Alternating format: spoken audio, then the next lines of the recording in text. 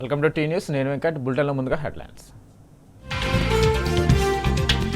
సింగరేణి సంస్థను తెగనమ్మేందుకు కేంద్రం రాష్ట్రం కుట్ర. నైనీ బ్లాక్ బొగ్గు టెండర్ల ఉదంతం.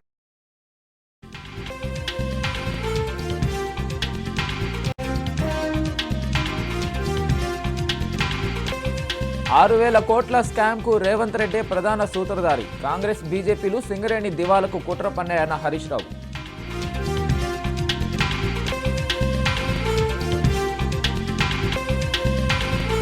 సెలూన్లు, లాండ్రీల సబ్సిడీ కరెంటుకు రేవంత్ సర్కార్ కటింగ్. 2 ఏళ్లుగా బిల్లులు చెల్లించకపోవడంతో పెరిగిన బకాయిలు.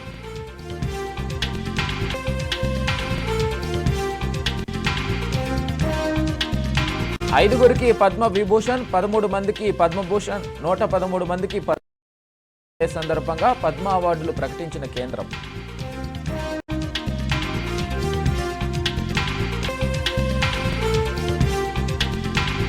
సైన్స్, వైద్యం, కళలు, పశుసంవర్ధక రంగాల్లో మనోళ్లు సత్తా చాటారు. తెలంగాణ మేధావులకు పద్మశ్రీ ప్రకటనపై కేటీఆర్ హర్షం.